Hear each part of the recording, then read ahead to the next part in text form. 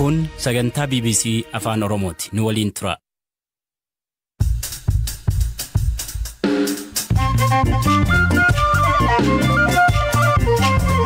Yooyaa malee yooyaa dhaggeeffattoota raadiyoo BBC Afaan Oromoo nu dhiyaadha bakka nu dhaggeeffachuu jirtan cufaatti sagantaan keenna jalqaba. Ministeerri muummee Abee qaamolee alaarraa biyya dhiisanii akka ba'an dabalatee dhiibbawwan hedduun erga him.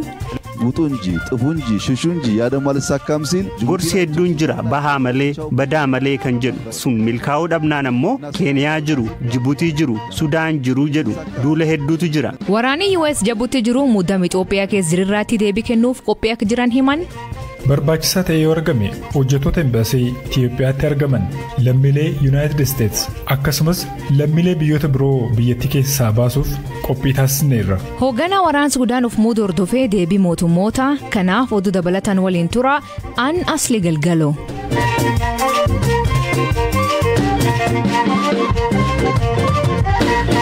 Dhaggeeffattootni oduutiin jalqabaan Ameerikaan sabab qooda waraana Itoophiyaa keessan wal qabsiiste raayyaa ittisa biyya Eertiraa fi paartii seer-qabeessa tokkicha Eertiraa bulchirraa qoqqobbii keetti. Sababni Ameerikaan eertee rakkoo deeggarsa namoomaa fi mirga namoomaa hammaatee fi lolli Itoophiyaa keessaa waan babaleeteef jechuu ibsite. Ministeerri maallaqaa United States waraana Itoophiyaa keessa jiruun wal qabatee irra deddeebiin kan himachaa turte Eertiraa keessatti dhaabbilee afurii fi namoota dhuunfaa lama irratti har'a qoqqobbii kaaheeram. Murteen Ameerikaa kun yeroo biyyaalee fi dhaabbileen adda addaa waraana Itoophiyaa keessa jiru mariidhaan akka furamu carraaqaa jiranitti dhaga'ame. Ibsi ministeera maallaqaa Ameerikaa sochiin Eertiraa nageenya Itoophiyaa hammeessee jechuun himateera. Erga waraanni kaaba Itoophiyaatti eegalees Ameerikaan irra deddeebiin waraanni Eertiraa akka Itoophiyaa keessaa ba'u akeekkachiisaa turte. Humnoonni Eertiraa Itoophiyaa keessa jiraachuun lola jiru xumura itti tolchuufis ta'e deeggarsa namoomaa waliin gahuuf danqaadhaa jedheera ibsi ministeera maallaqaa Ameerikaa. Kanneen har'a qoqqobaman raayyaa ittisa biyyaa Eertiraa paartii PFDJ ka biyya bulchaa jiruu fi pirezidaantii Isaayyaas Afeworqiin hoogganamu dhaabbata Hidrii Trastii fi Koorporeeshinii Tireedingii Galaana Diimaati. Dabalataan namoonni lama Abrahaa Kaasaa Namaariyaamii fi Haagoos Gabra Hiwoot Waldakidaan kanneen qoqqobbiin irra kaa'ame keessaati. Abrahaa Kaasaa Namaariyaam hoogganaa waajjira basaasaa Eertiraati. Kanaan dura gamtaan Awurooppaa qondaala kana dhimma Itoophiyaan wal hin qabanneen qoqqobee ture. Obbo Haagoos Gabra Hiwoot immoo gorsaa dinagdee dhaaba siyaasaa pirezidaantii Isaayyaas Afeworqii fi hoogganaa koorporeeshinii tireedingii Galaana Diimaati. Akka ibsa mootummaa Ameerikaatti qabeenyi dhaabbilee fi namoota dhuunfaa kanaa Ameerikaa keessa jiru akka hin sochoone dhorkamee jira.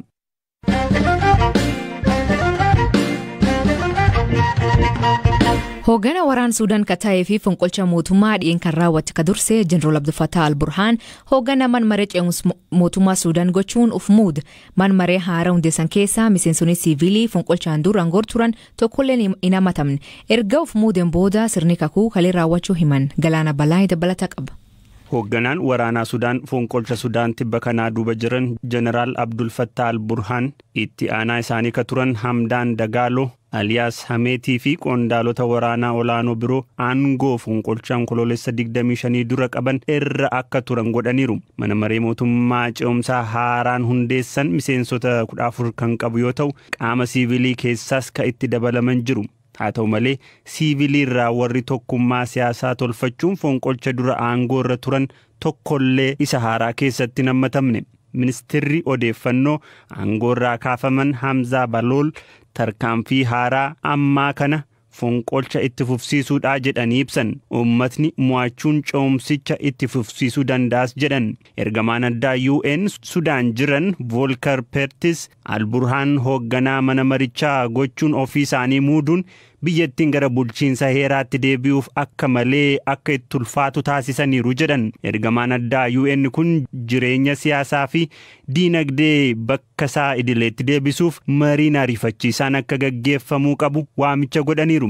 Akkasumas humni waraanaa tarkaanfii ofitti amanamummaa ijaaru akka walabummaa ministeera muummee Abdallaa Hamdok bakka isaa duriitti deebisuu fudhachuu qabaa jedhan. US, UK, Norway fi gamtaan Awurooppaa bulchiinsa haaraa Alburhaan kan ofii hoogganaa itti ta'anii fi hoogganoota siivilii duraanii hunda aangoo dhabsiise qeeqaniiru. Ce'umsa diimookiraasii Sudaan daandii sirriitti deebisuuf yaalii godhamu bacancarsa faallaa fedha lammiilee Sudaaniitis jechuun dippiloomaatotni biyyoota kanaa ibsa baasaniiru. Bulchiinsi ministeera muummee Abdallaa Hamdok bakkatti akka deebi'us waamicha godhaniiru. Ministeerri muummee biyyattii ka turan Abdallaa Hamdok mana jireenyaa isaanii keessatti hidhaa jala akka jiran himama. Gamtaan Afrikaa fonqolcha kana hordofee Sudaaniin sochii isaa hunda keessaa yeroof dhorkee jira.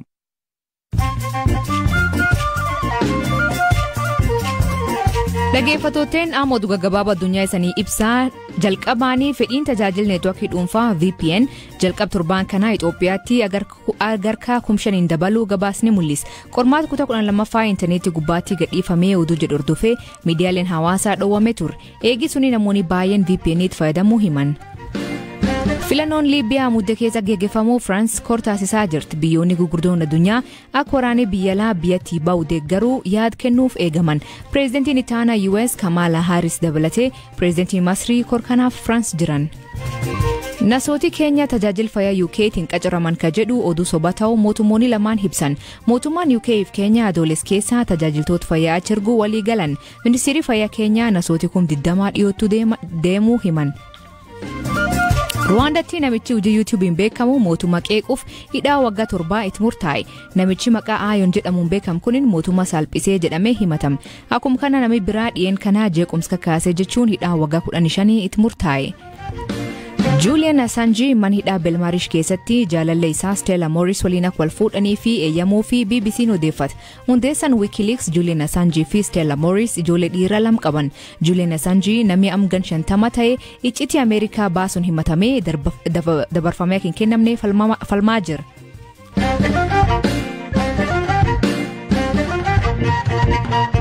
Jabutiitti ajaja waraana Ameerikaa ka ta'e Meejor Jeneraal William Zana magaalaa Finfinnee finciltoota yoo to'atame rakkoo namooma hamaatu dhalataa jechuun BBC'tti gaafiif deebii addaatti BBC waliin taasisaniin waraana Itoophiyaa keessaa gantook lakkoofsis kunin naannichaatti dhiibbaa hin malgeessisaa jira jedha. Sababa rakkoo keessuu fi Itoophiyaan waraanisii Soomaliyaa yoo baafte biyyoota naannichaaf qormaata ta'uu hima. Kun yoo ta'e biyyoonni gamtaa Afrikaa 5 fi Soomaaliyaan murtee kanaan miidhamu. Murtoon kun gareewwan shoror keessaan akka dabalu taasisa. Tasgabbii dhabuun Itoophiyaa dhimma biyyoota ollaa wajjin jiru irrattis sodaa ta'uu mala. Fakkeenyaaf dhimma hidha haaromsaa laga Abbayyaa irratti ijaaramuuf muddama daangaa Sudaan wajjin biyyattiin qabdu kaasuu danda'a. Hidhaan laga Abbayyaa madwal dhibdee Itoophiyaa Masrii fi Sudaan akka ta'e beekama. Waraanni Itoophiyaa deemaa jiru kun dhiibbaa akkamii dhimmi hidha kana irratti fiduu danda'a gaaffii jedhu Jeneraal William akkanaan deebis. My concern would be that the negotiations that would need to continue in areas like the Grand East. Sodaan koo mariin itti fufinsa qaban kan akka hidha haaromsaa fi waldhibdeen daangaa Sudaan wajjin jirtu amma sababa waraana kanaaf deebii yookiin immoo xiyyeeffannoo argachaa hin jiru. Itoophiyaan xiyyeeffannoo ishee dhimma biyya keessaa irratti yoo gootu biyyoonni biroo kanatti fayyadamuudhaan tarkaanfii siyaasaas ta'e waraana fudhachuudhaaf haalichi mijataadha jechuun tarkaanfii fudhachuu malu jedheen yaada. When Ethiopia is not credibly able to either continue operations or negotiation. Biyyooti biraa akka Suudaaniif Masrii carraa kanaatti fayyadamuun tarkaanfii waraanaa fudhachuu dandeettii jedhanii sodaachaa turan. Kun waan ta'uu danda'a gaaffii jedhirraatti Jeneraal William akkan jedha. I'm not sitting in Egypt or Sudan. I'm sitting here and from my perspective here. Masrii yookiin immoo Sudaan hin jiru. Asin jiraadha garuu akka ilaalcha kootti muddamni jiru jabaachaa aguma deemu biyyoota kamiifuu sodaa qaba. Maaliif wanti hamtuun yeroo biyya tokkotti hokkorri dhalatu biyyi biraa sanarratti tarkaanfii fudhachuu akka filannoo duraatti ilaalu. Fakkeenyaaf hidha haaromsaa guddichaa irratti tarkaanfii waraanaa fudhachuu maluun sodaadha. Tarkaanfiin akkanaa ni fudhatama taanaan walitti dhufeenya biyyoota hundee nagaan akka jiraatan barbaannu kan michoomaa kabajaa akka qabaatan barbaannu yeroo kamuu caalamiidha. Rakkoon kamiyyuu karaa dippiloomaasiin furamuu qaba. Mutual respect where there are diplomatic solutions to problems and tension points. Jeneraalichi muddama Itoophiyaa keessa jirurraatti deebii kennuu fi waraanni isaanii qophii akka jiru hima. Magaalii Finfinnee to'annoo finciltoota jalaatti yoo kuftee gaheen waraana isaanii maal ta'uu akka malu akkanaan deebis. So a primary role for our command here is to be able to respond to crisis. And in particular, Kaayyoon ijoon buufata waraanaa United States Jibuutii jiru Afrikaatti keessattuu Afrikaa baatti yeroo rakkootti deebii kennuudha. Keessattuu yeroo rakkoon kun ergama United Statesin wal qabate barbaachisaa ta'ee yoo argame hojjettoota embaasii Itiyoophiyaatti argaman lammiilee United States akkasumas lammiilee biyyoota biroo biyyattii keessaa baasuuf deeggarsa kaan taasisuu kan gargaaru karoora bal'aa qopheessuuf qophii taasisneerra. Humni keenya kan Afrikaa ba'aa jiran humna tokkicha United States kan Afrikaa keessatti argamu yoo ta'u ajaja keenya jala jira. Walumaa galatti humnoota keenya hundarraa dandeettii cimaa qabna. Kanaaf deebii kennuuf irratti qophoofneerra. Dhimmi Itiyoophiyaa nu yaaddessuun beekamaadha. to any sort of crisis in Ethiopia is obviously very concerning for us. Ministeerri Ajala Ameerikaa Anthony Blinken haala Itoophiyaa ilaalchisee marii gochuu fi gara Keenyaa fi biyyoota Afrikaa birootti wiixata dhufu akka imalu ibsa.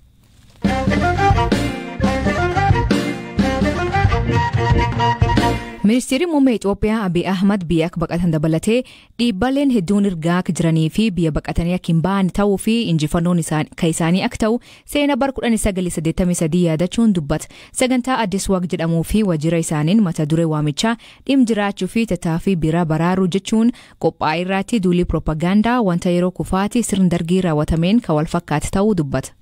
ለምሳሌ ኢትዮጵያ ውስጥ በቅርቡ መፈንቅለ መንግስት ስለሚካሄድ ቶሎ ቶሎ እንውጣ ይላሉ አንዳንድ ኃይሎች ኢትዮጵያ ውስጥ የሚፈነቀለ መንግስት የለም fakkeenyaaf dhiyootti fonqolchi mootummaa waan gaggeeffamuuf daddafnee baana jedhu humnootni tokko tokko Itoophiyaa keessatti mootummaan fonqolu hin jiru mootummaa kana uummatni yoo barbaaduu baate yeroo kamittuu kaasuu danda'a kanaaf oduu fi duula akkasii dhiisaa jennaan hin dhagahan wanti Sudaanitti ta'e Itoophiyaattis waan ta'uuf dafnee baanu malee jedhu karaa baay'eedhaan piroopagaandaa waliin dhahuu amanamuu hin dandeenye oofu qormaatni waraana kanaa inni guddaan rasaasa osoo hin taane oduudha uummatni Itoophiyaa of duubatti deebi'ee akka hubatu kan hin barbaadu amalli waraana amma keessa jirru akkuma jirutti bara 1983tti Itoophiyaa keessatti raawwateera yaadannoof beekumsaanii qabuun Finfinneerraa raadiyeesii kiiloomeetira 150 200 keessatti waraanni hin turre Finfinnee osoo hin gahin fageenya kiiloomeetira 200 yoo hafu wanti ture piroopagaandaadha.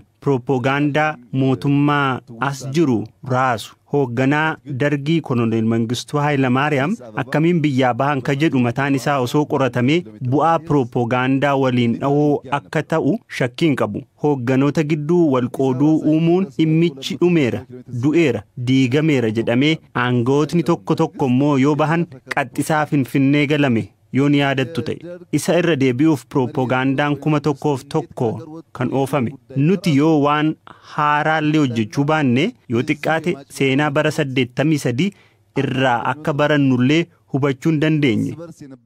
ቢያንስ አዲስ ታሪክ ባንሰራ ከ83ቱ ታሪክ ልንማር እንደምንችል አልተገነዘቡ ምክሮች አሉ አልቋል እኮ ውጡ እንጂ ጥፉ እንጂ ሽሹ እንጂ ያ ደግሞ አልሳካም ሲል Keenyaa naachoo gorsi hedduun jira bahaa malee badaa malee kan jedhu sun milkaa'uu dhabnaan ammoo Keeniyaa jiru Jibuutii jiru Sudaan jiru jedhu duula hedduutu jira mogolee namaa laaffisuuf kuni akka milkaa'uufis abaluunfaa bahuufi maaliif Finfinneen waan nama hin amansiifneef waan marfamteef jedhu.